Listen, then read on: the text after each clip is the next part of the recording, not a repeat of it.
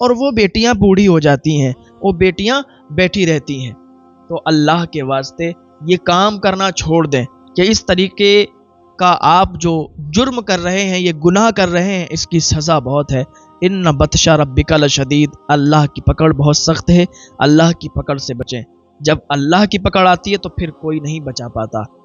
تو وہ شخص غریب تھا، 3 بیٹیاں تھیں، لیکن رشتہ آتا تھا تو محلے والے یا کوئی نہ کوئی ٹانگ اڑا دیتا تھا، ارے اس کی بیٹی ایسی ہے، یہ ایسا ہے، یہ ویسا ہے، آپ یہاں مت کیجئے، وہ رشتے چلے جاتے تھے۔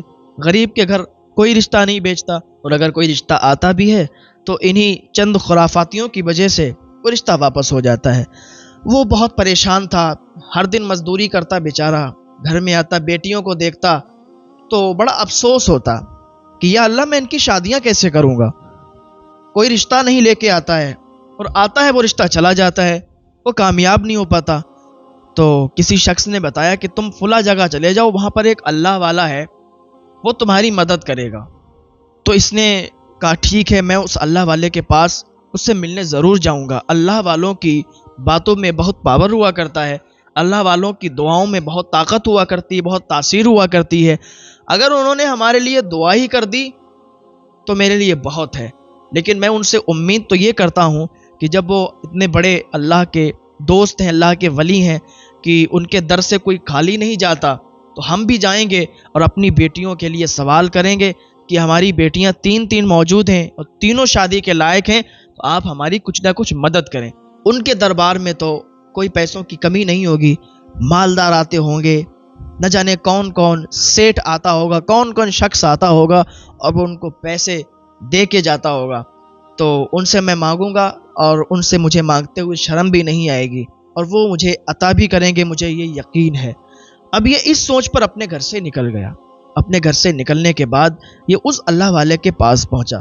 وہاں پر وہ درس دے رہے تھے، اپنے مریدوں کو سمجھا رہے تھے، حدیث پاک سنا رہے تھے، حضور پاک صلی اللہ تعالیٰ علیہ وسلم کا فرمان سنا رہے تھے۔ جیسے یہ وہاں پر پہنچا، پہنچنے کے بعد وہاں کھڑا ہوا تو انہوں نے اسے دیکھ لیا۔ جب درس مکمل ہوا اسے اپنے پاس بلایا، کہا بتائیے کیا بات ہے، آپ کہاں سے آئے ہوئے ہیں؟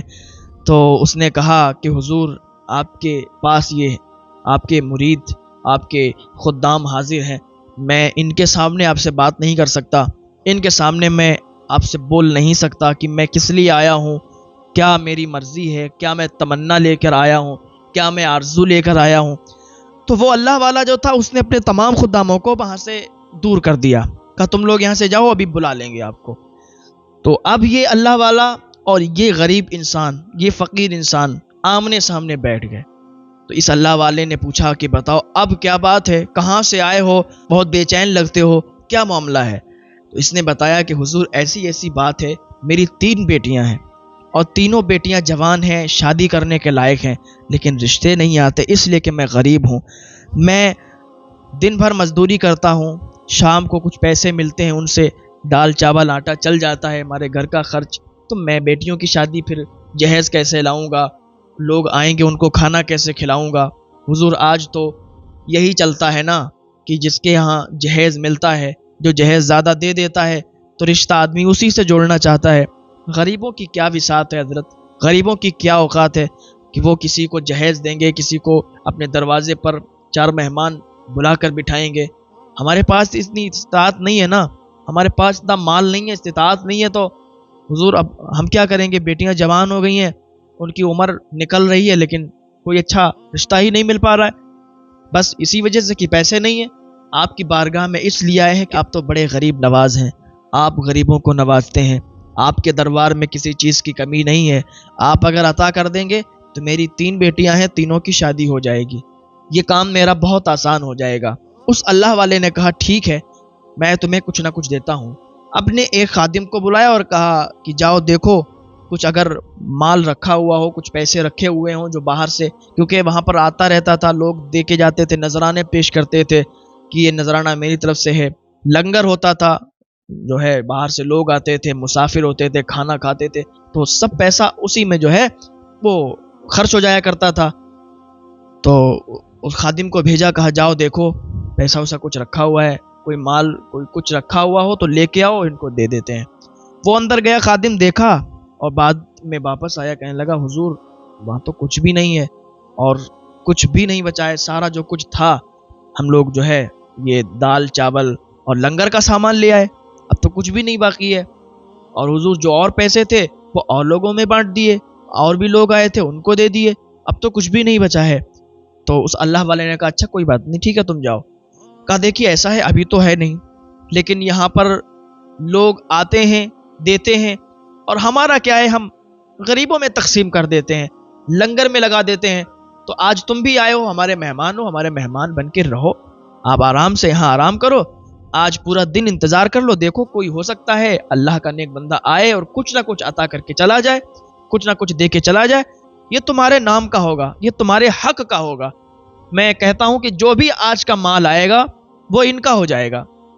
اس اللہ والے نے اپنے خادموں کو بتا دیا جو بھی آئے وہ ان کا ہے۔ کہا ٹھیک ہے۔ شام تک انتظار کیا اس نے، لیکن کوئی نہیں آیا۔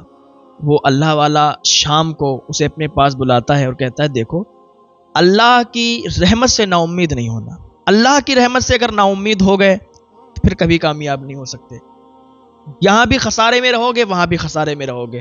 بھروسہ کرو، صبر کرو، آج نہیں تو کل صحیح، آپ کل بھی ہمارے مہمان رہو گے۔ دوسرا دن ہوا، پورا دن اس نے انتظار کر لیا، پہلے تو خوشی خوشی آیا تھا، لیکن اب مایوسی اس کے چہرے سے جھلک رہی تھی، اور وہ اللہ والا بھی دیکھ رہا تھا۔ وہ کہتا جا رہا تھا کہ تم صبر کرو، ضرور کوئی نہ کوئی آئے گا اور تمہاری امداد ہو جائے گی، تمہاری مدد ہو جائے گی، تمہارا کام ہو جائے گا۔ دوسرے دن پورا دن انتظار کیا، شام کو کوئی نہیں آیا، تو پھر وہ کہتا ہے کہ بھروسہ کرو اللہ پر، صبر کرو، صبر رکھو، ہو سکتا ہے کہ تیسرے دن کوئی آ جائے اور تمہارا کام ہو جائے۔ اس نے کہا ٹھیک ہے حضور۔ اس کے چہرے پر وہ مایوسی دکھائی دے رہی تھی کہ پہلے تو بہت خوش تھا کہ یہاں سے کچھ نہ کچھ مل جائے گا، لیکن اب اسے ایسا لگتا تھا کہ یہاں سے کچھ نہیں ملے گا، بس یہی انتظار کرنا ہوگا، اس کے بعد یہ مجھے بھیج دیں گے ایسے ہی اور میں ایسے ہی چلا جاؤں گا، یہ وہ سوچ رہا تھا۔ اس اللہ والے نے کہا صبر کرو۔ تیسرا دن بھی ہو گیا، کوئی نہیں آیا، 1 روپیہ بھی نہیں آیا۔ تو اس اللہ والے نے اسے اپنے پاس بلایا۔ وہ اس خوشی میں آیا کہ شاید کہ کہیں سے پیسے آئے ہوں اور اس اللہ والے نے مجھے بلایا ہو اور پیسے دے گا اور کہے گا چلے جاؤ۔ تو یہ خوشی خوشی آیا، تو وہ اللہ والا بولا کہ آج بھی نہیں آیا کچھ بھی۔ تو جب اس نے اتنا سنا تو پھر مایوس ہو گیا، چہرہ اداس ہو گیا۔ تو اس اللہ والے نے کہا دیکھو 3 دن ہو گئے، 3 دن سے آپ ہمارے مہمان ہو، آپ کو بھی میں دیکھو تو روک کے رکھا ہوں، آپ کا بھی کام ہوگا، تو آپ یہاں رکو مت، میرے پاس آپ کو دینے کے لیے تو کچھ بھی نہیں ہے، لیکن اللہ کی ایسی مرضی کہ آج 3 دن ہو گئے ہیں کچھ آیا بھی نہیں، اور میرے پاس بھی دینے کے لیے کچھ بھی نہیں ہے۔ میرے پاس اگر سب سے قیمتی چیز آپ اگر لوگے، میرے پاس سب سے قیمتی جو چیز ہے وہ میرے جوتے ہیں، جو کہ وہ بھی پرانے ہیں۔ میں اپنے پاس کی سب سے قیمتی چیز بتا رہا ہوں، میرا لباس بھی اس لائق نہیں کہ میں آپ کو دے دوں، پھٹے پرانے جوتے ہیں، لیکن وہ میرے پاس سب سے قیمتی ہیں، تو وہ جوتے تم لے جاؤ، وہ تمہاری کفالت کریں گے۔ اس نے کہا اچھا وہ جوتے میری کفالت کریں گے؟ اللہ والے نے کہا بالکل تمہاری کفالت کریں گے، تم یہ جوتے لے جاؤ اور اللہ پر بھروسہ رکھو، صبر کرو، نہ جانے کب اللہ تعالیٰ تم پر رحم و کرم کی بارش نازل فرما دے اور تمہارے پاس اتنی مال و دولت ہو جائے کہ تم اسے رکھ بھی نہ پاؤ، تمہارے دامن چھوٹے پڑ جائیں۔ تو اس نے کہا ٹھیک ہے مجھے جوتے دے دیجئے، بے دل سے جوتے لیے اور نکل گیا۔ راستے میں چلتے چلتے اسے شام ہو چکی تھی، تو ایک مسافر خانہ پڑا، وہیں پر وہ آرام کرنے لگا، آنکھ لگ گئی، سو گیا۔ ادھر سے بادشاہ جو تھا وہ جنگ فتح کر کے اور بہت سارا مال لے کے، گھوڑوں پر لدا ہوا مال، اور وہ واپس آ رہا تھا۔ جیسے ہی اس مسافر خانے کے قریب سے گزرا تو اسے خوشبو آ گئی، اپنے پیر کی، اپنے شیخ کی، جو ان کے پاس خوشبو آتی ہوگی وہی خوشبو اسے آ گئی، اور وہ اپنے سپاہیوں سے کہنے لگا، وزیر سے کہنے لگا کہ دیکھو تو میرے شیخ کی خوشبو آ رہی ہے۔ تو کہا آپ کے شیخ کی خوشبو؟ وہ تو بہت کوسوں دور ہیں۔ تو بادشاہ نے کہا یہ بات تو صحیح ہے کہ ہم اگر ان کے پاس جائیں تو 1 دن لگ جائے گا پورا، لیکن مجھے یہاں سے خوشبو آ رہی تھی، اپنے شیخ کی آ رہی ہے۔ تو کہا کہاں سے آ سکتی ہے؟ اس نے اپنے وزیر سے کہا کہ دیکھو یہیں مسافر خانے سے ہی خوشبو آ رہی ہے۔ تو جلدی سے جو مسافر خانے کی دیکھ بھال کرتا تھا اسے بلایا گیا اور اس مسافر خانے کو کھلوایا گیا، اور اس کے اندر بادشاہ اور وزیر چلے گئے۔ بادشاہ نے اس کے اندر دیکھنا شروع کیا، اور بھی بہت سارے مسافر تھے۔ جیسے ہی جیسے خوشبو قریب ہوتی جاتی بادشاہ اس کے قریب بڑھتا جاتا، یہاں تک کہ وہ اسی شخص کے پاس، اسی غریب انسان کے پاس جا کر بیٹھ گیا۔ تو اسے جگایا، اسی کے پاس سے خوشبو آ رہی تھی، اسے جگایا، کہا او بھائی اٹھو۔ جب وہ اٹھا تو کہا بتائیے کیا بات ہے؟ کہا تمہارے پاس خوشبو آ رہی ہے میرے شیخ کی۔ تو کہا میرے پاس آپ کے شیخ کی خوشبو؟ کیا بات پاگل ہو گئے ہو؟ رات میں آپ کو میں نے تو یہ سنا تھا کہ لوگوں کو دکھائی نہیں دیتا، آپ کو تو الگ ہی کچھ سونگ رہے ہیں آپ، میرے پاس اور آپ کے شیخ کی خوشبو؟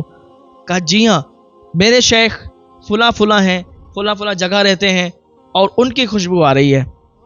اچھا، اس نے کہا اچھا وہ شیخ آپ کے شیخ ہیں، اچھا وہ جو اللہ والے ہیں، میں انہی کے پاس سے تو آیا ہوں، کیا وہ آپ کے شیخ ہیں، آپ ان کے مرید ہیں؟ تو وہ بادشاہ کہنے لگا جی ہاں وہ میرے شیخ ہیں، میں ان کا مرید ہوں۔ تو کہا اچھا تو خوشبو کہاں سے آ رہی؟ اس نے وہ اپنا رومال کھولا، اس میں جوتے بندھے ہوئے تھے، کہا یہ جوتے انہی کے ہیں، انہوں نے مجھے یہ جوتے دے دیے اور کہا یہ جوتے تمہاری کفالت کریں گے۔ پورا واقعہ سنایا کہ میں کیوں گیا تھا ان کے پاس، میری 3 بیٹیاں ہیں، ان کی شادی کرنا ہے، اس معاملے کو لے کر میں ان کے پاس گیا تھا، ان سے کوئی مدد نہیں ملی، انہوں نے اپنے جوتے دیے، کہا یہ تمہاری کفالت کریں گے۔ بادشاہ نے کہا اچھا تو یہ جوتے مجھے دے دیجیے آپ، اور آپ اس کی رقم بتا دیجیے، کتنی آپ اس کی رقم لیں گے، کتنے پیسے لیں گے؟ اس نے کہا دیکھو ایسا ہے کہ پہلے تو آپ کے پیر نے بھی بہت زیادہ مذاق کر لیا مجھ سے، 3 دن مجھے روکے رکھے، کچھ بھی نہیں دیا، صرف یہ جوتے دیے ہیں، اب آپ بھی اچھا مذاق کر رہے ہیں، آپ ہیں کون؟ تو اس نے کہا میں کوئی بھی ہوں، لیکن تم اس کی قیمت بتاؤ۔ اس نے کہا مجھے قیمت کیا بتاؤں، اس کے پھٹے پرانے جوتے ہیں، آپ اپنے حساب سے دے دو۔